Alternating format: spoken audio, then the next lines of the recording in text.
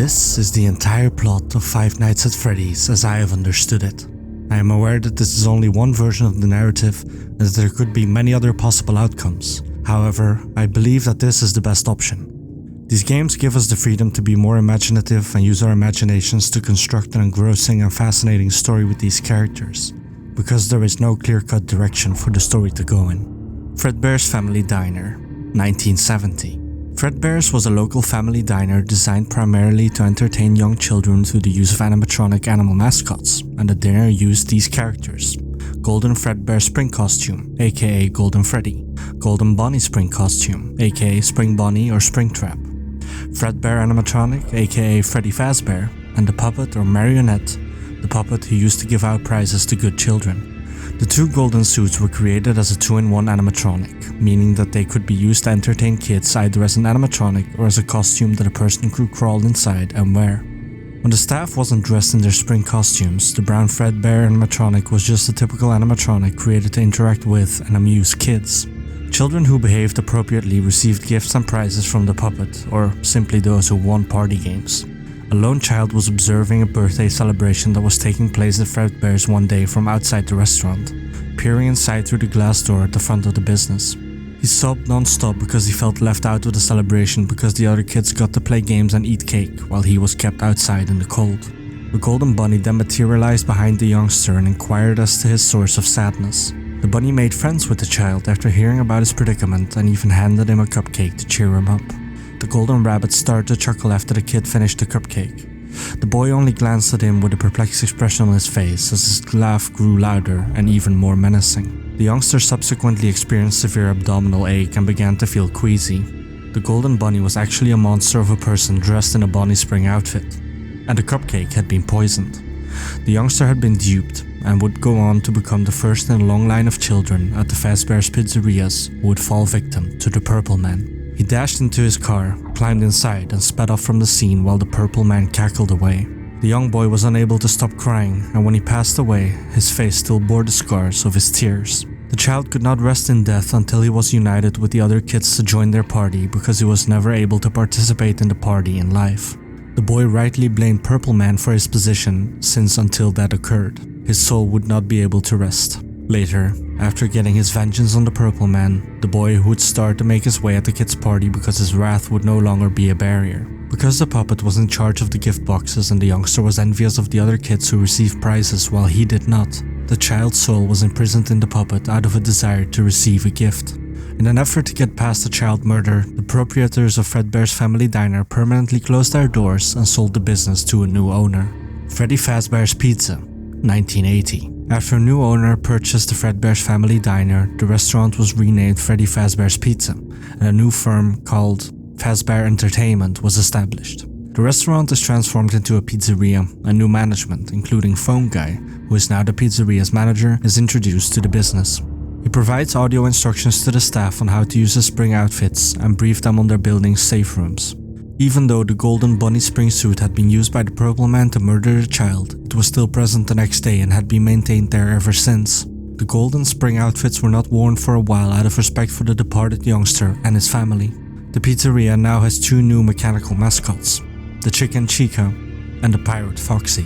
The business also produced the Blue Bonnie the Bunny animatronic to take place of a previous Golden Bunny mascot. 5 more children were killed by the Purple Man when he eventually returned to the pizzeria, and the puppets stuffed their corpses into new animatronics to give them new life so that they could aid the puppet in getting revenge on the Purple Man and achieving his goal of joining the party by making friends with the most recent Purple Man victims in the afterlife. This is the party we see in the Happiest Day minigame in FNAF 3.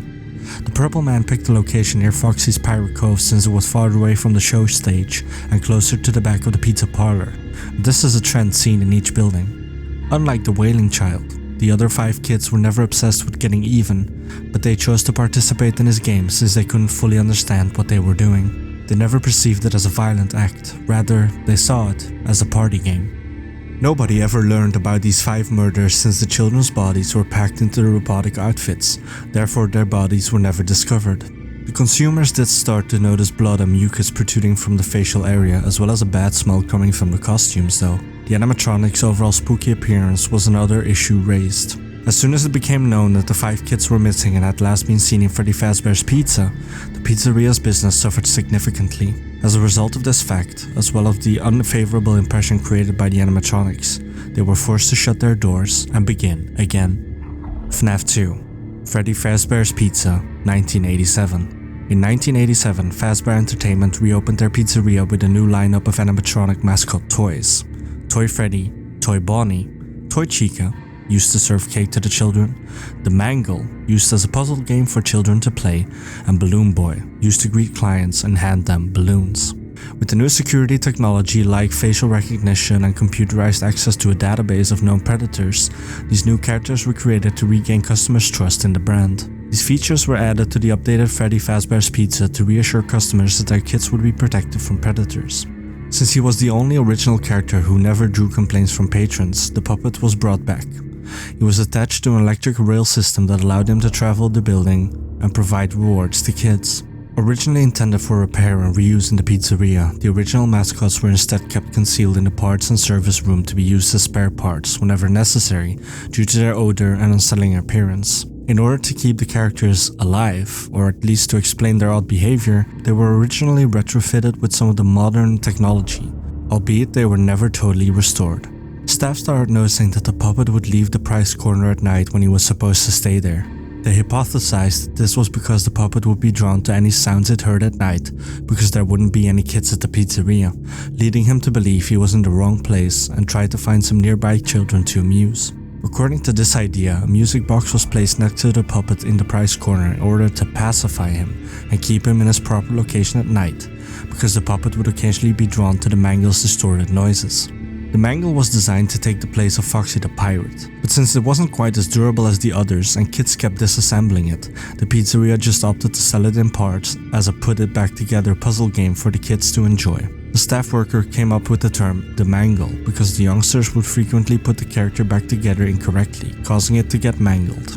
A new night guard, Jeremy Fitzgerald, was hired after concerns of animatronics entering the night guard's office caused the original night guard to switch to the day shift. Of course, the Purple Man killed 5 more kids in the pizzeria when he returned, but this time the police really located the victims' bodies. The clue to this theory is in FNAF 1's Night 5 phone call, where the scrambled audio is an excerpt from the passage that describes the idea of metal having a life force that allowed it to be used as a body that housed a soul, similar to a human body.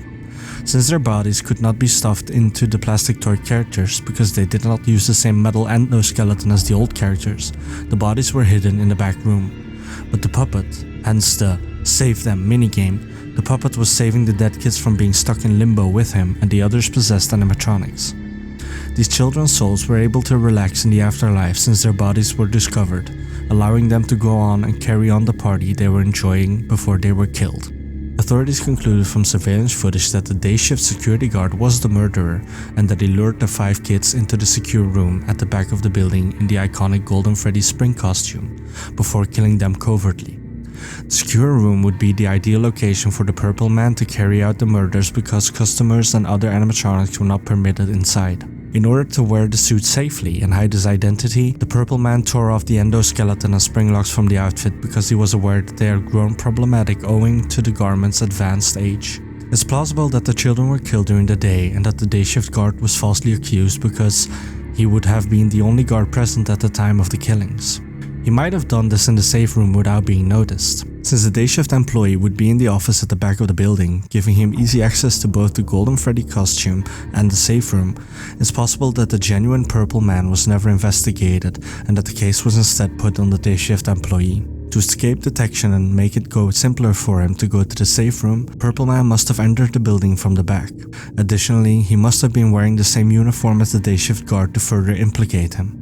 Although it is obvious that the genuine Purple Man was most likely a worker at Freddy Fazbear's Pizza and had the knowledge of both the safe room and the Golden Freddy costume, he had managed to escape unharmed. The business forbade all personnel from donning the suits as a result of the killer's usage of a Golden Freddy spring costume in an effort to avoid a repeat of this kind of catastrophe. The official explanation provided by the firm was that the kid deaths were brought on by the suit's known flaw in the spring locks. The business gave phone guy orders to spread this rumor and to tell everyone working at the FNAF 1 pizzeria, the pizzeria's sister establishment, to keep the suits locked up in the safe room and never ever wear them. This was a business decision made by Fazbear Entertainment because they needed to keep their customers at this point. The company did this to try and prevent the true cause of the child deaths from being known at the location of the FNAF 1 pizzeria, because their employees might learn about the killings in the FNAF 2 pizzeria and share the story with their family and friends. Given that the two pizzerias were open at the same time, it's plausible that Purple Guy worked at FNAF 1 and chose to kill children at FNAF 2 to prevent investigators from being able to connect the deaths to him. Don't you think it would be stupid of him to murder his victims at his own workplace?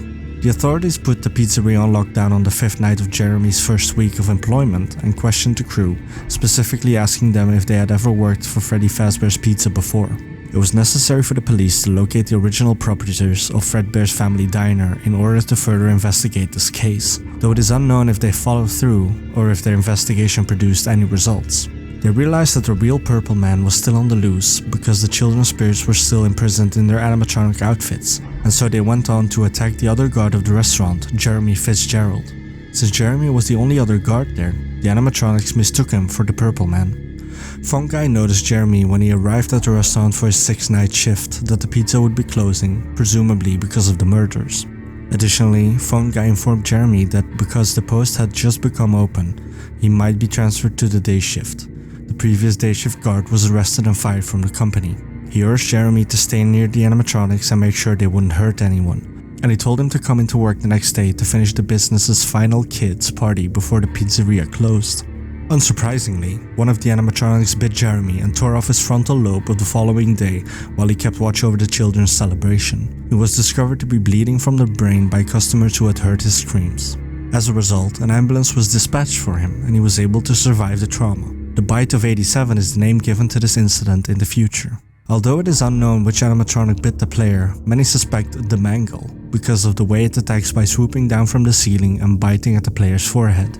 The following day, the pizzeria was formally shut down, and Fazbear's Entertainment followed suit by closing its doors the following 6 years. The corporation dismantled the toy animatronics and saved the old characters in the hopes of one day reopening the pizzeria on a tighter budget. FNAF 1 Freddy Fazbear's Pizza 1993. Freddy Fazbear's Pizza was reopened by Fazbear Entertainment, although only one of the restaurants could be opened due to the much reduced budget from the last opening. The FNAF 1 building was chosen for both marketing and financial reasons because it was smaller and easier to maintain, as well as the fact that the FNAF 2 pizzeria had so many terrible things happen inside of it. The security office also had metal doors built at either side of it since the animatronics were known to access the office at night. All of these things were necessary due to the restricted budget this time. The pizzeria also had a limited power supply each night. Only the original 4 characters remained in this pizzeria: Freddy Fazbear, Bonnie the Bunny, Chica the Chicken, and Foxy the Pirate. The first night guard of the FNAF 1 pizzeria, known as Phone Guy, recorded 4 audio messages for the next night guard to listen to during his first week of work at the pizzeria during his final 4 nights of duty in the security office. In addition to talking about the animatronics as if they were real people and giving the guard the truth about how abusive the figures were to the personnel, Phone Guy was by this time fully aware of the true nature of the animatronics.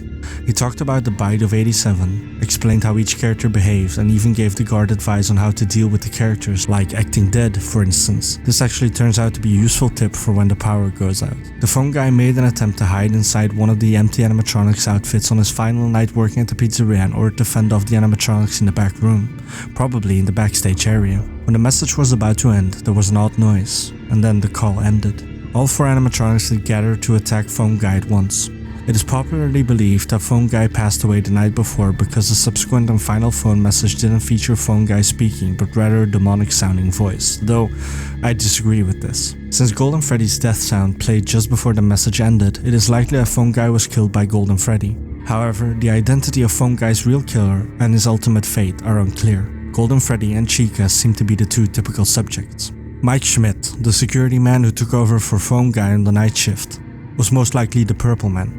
Mike's Night 5 paycheck read Respected Employee, suggesting that he had been employed by the organization for a substantial amount of time. Jeremy's paycheck in comparison just reads Welcome to the Family. Since Purple Man would have needed to be familiar with the safe rooms and the spring costumes in order to carry out his earlier murders, Mike would be a suspect if he had been employed for a long time, as suggested by his paycheck. Since the spirits of the puppet and the other 5 children would have eventually tracked down their killer once more, this would also help to explain the message, "It's me," that comes near the end of FNAF 1. Additionally, since the Purple Man returns to the FNAF 1 pizzeria after the events of FNAF 1, someone else must be the Purple Man if Phone Guy actually did pass away in FNAF 1. As a result, on Mike's 6th night working at the pizza, he got a strange phone message with a demonic voice reading a chapter about how metal has a life force and can be utilized as a body to house a soul similarly to how a human body does. He finished his 5th night shift and even came back the next night to collect his extra pay, for which he was also named Employee of the Month. Mike Schmidt, who is now fully aware of the animatronics are possessed, lured them into a trap one evening at the FNAF 1 pizzeria using the Golden Freddy suit. The suit is not the same one used in the FNAF 2 pizzeria, as that would be in an evidence locker somewhere, and its design also differs from the suit in FNAF 1. The safe room is a room that the genuine animatronics cannot visit because of their program, so he puts on the costume and tells them to follow him there.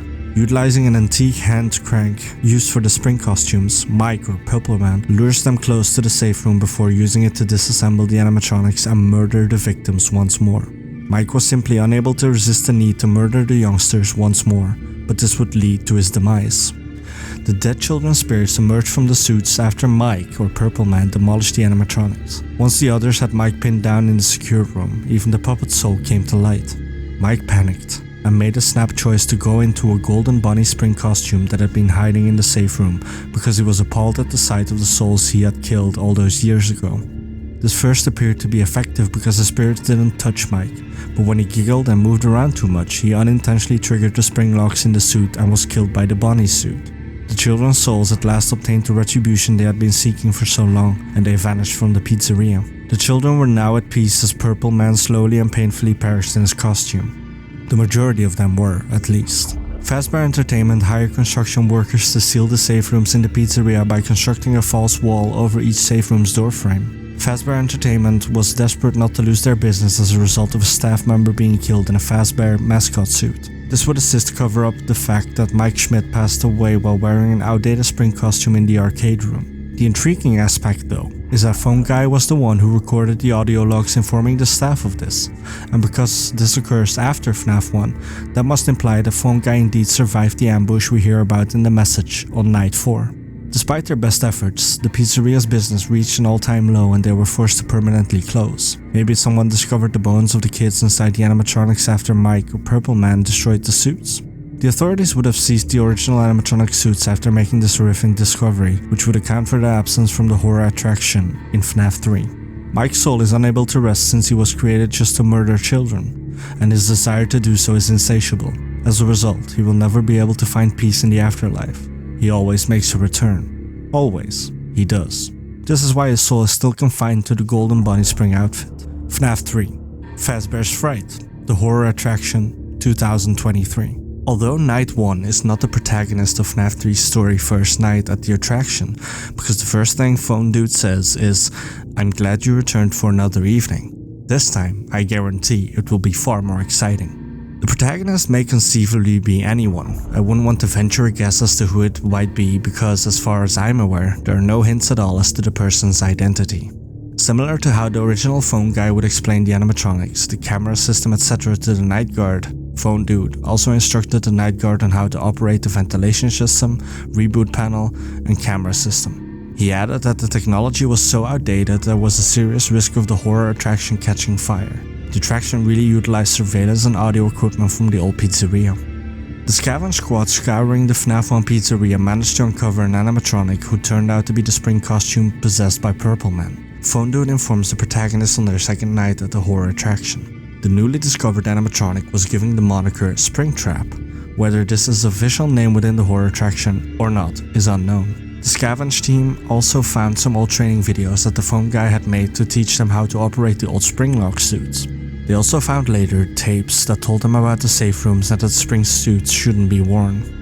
On each night shift they worked at the attraction, Springtrap attempted to kill the protagonist, but there were also some bizarre phantoms or hallucinations of past animatronic characters that followed the guard, or just roaming the building in the case of Phantom Freddy. It appears that there was some sort of hallucinogen contaminating the air within the horror attraction, because the occurrence of these phantoms seemed to be minimized by restarting the ventilation system on occasion. Given that they had to spend 5 nights a week staring at masks and photos of the antagonist, it stands to reason that they had hallucinations about the other characters pursuing them. We don't seem to be given many hints as to what caused the phantoms, but it's possible the Purple Man was a culprit because he would have had nightmares about these characters hunting him, given that they were responsible for his death in the Springtrap suit. However, there are many other factors that could have been at play as well. Perhaps Purple Man's projection of his own anxieties or memories led to the appearance of the other Fazbear characters. Despite the fact that the original puppet was never located, as Phone Dude said on night 2, the puppet's soul also returned to the horror attraction. We located one, a genuine one, demonstrating that only the original Fazbear figure discovered by the salvage crew was Springtrap. This shows that, despite the Purple Man's horrific murder, the puppet still harbors a deep desire for retribution. Maybe the puppet knows that the Purple Man's spirit is still alive and well inside the Springtrap suit. Could the puppet be aiming to eliminate the Purple Man for good?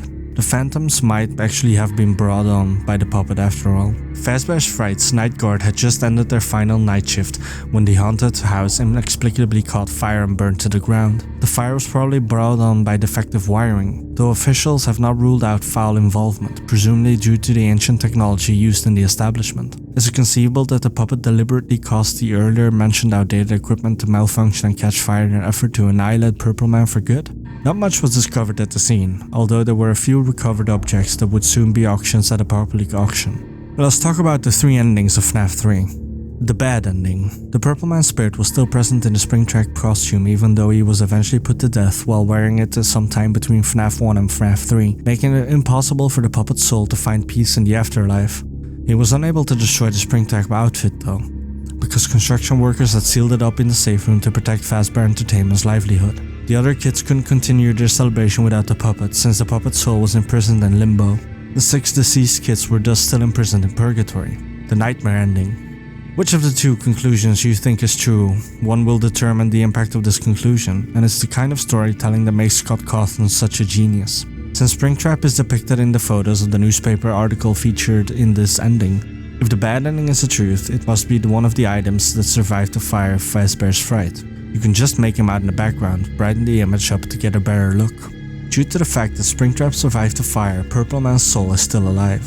The puppet is still alive, and as a result, the 6 dead children are still imprisoned in purgatory. If the happy ending is genuine, one of the 2 things may follow. Either Springtrap died in the fire, and Purple Man was permanently eliminated, allowing the 6 children's souls to go on their celebration in the afterlife and find peace. Alternatively, the Purple Man's soul may not have ever owned a Springtrap suit, and Springtrap attacking the night guard in FNAF 3 was either a hallucination or the result of endoskeleton programming inside the Spring costume. The good ending. The dead children's souls vanished from the pizzeria after the Purple Man in the Springtrap costume was killed, since they were now free to carry on the celebration they had planned to have until Purple Man killed them. The 5 kids' skeletons were found when Purple Man tore apart their animatronic suits, which also let them find some peace in the hereafter. The fire of Fazbear's Fright, which permanently destroyed the Springtrap outfit and the Purple Man's soul, was the last time the soul of the puppet held on to this animosity for Purple Man. Allowing the fire, the soul of the puppet set out to distribute cakes to the other kids and organize a get-together for the party they were supposed to have before they passed away. Even the 5 children who died at the FNAF 2 pizzeria appeared in the party room, though their spirits did not want cake because they were already at peace when the police found their bodies there. Each of the puppet's 5 companions receive cake from the puppet's soul, and as they leave the room, they are all released from purgatory. This room is seen in the Happiest Day minigame, and that is the story of FNAF 1-3 explained. I hope you enjoyed. If you did, please consider a subscription. It's free, and I'm really pushing to 1,000, so that would really make my day. Thank you for listening, and I will see you next time.